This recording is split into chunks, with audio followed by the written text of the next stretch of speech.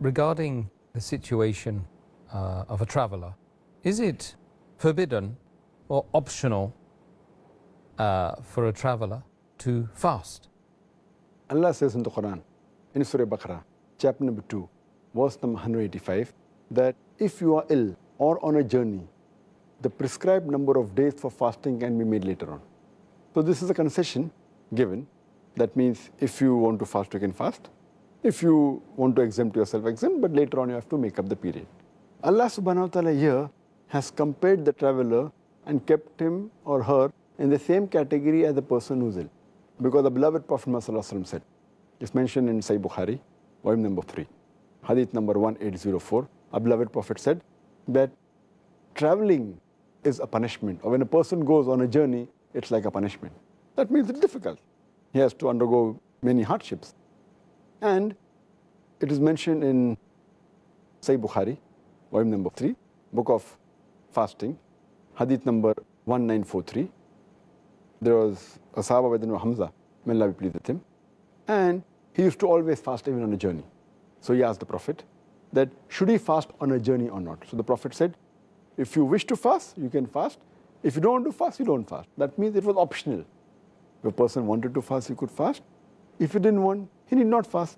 For example, if a person who's used to traveling and he does not find any hardship, and if he fasts, there's no problem, it's good for him. Or if a person feels hardship and doesn't want to fast, then he need not fast. And this you come to know from the hadith of Hazrat Anas, may Allah be pleased with him. He said, it's mentioned in Sahih Bukhari, volume number 3, hadith number 1947, where Hazrat Anas, may Allah be pleased with him, he says, then when we used to travel with the Prophet, some of the companions, they fasted. Some of them did not fast. But those who kept the fast did not criticize those who did not keep the fast. And those who did not fast, they did not criticize those who fasted. So basically, it's optional. Those who can take the strain and want to fast, they can. Those who don't want, it's up to them. Logically, from there, we can deduce that it's an optional That's right. fast. But if a person decides to opt to fast whilst traveling, are they in a situation where they get more reward from Allah? Allah subhanahu wa ta'ala says in the previous verse, in Surah Baqarah, chapter number 2, verse number 184, that those who are ill or on a journey, they can make up their fast later on. Or for a person for whom fasting is difficult, he can either fast or he can give a ransom, feeding of an indigent person. But let them know that fasting is better. So this proves that fasting is better, though they are exempted if they want. There is no sin on them, they can keep it up later on.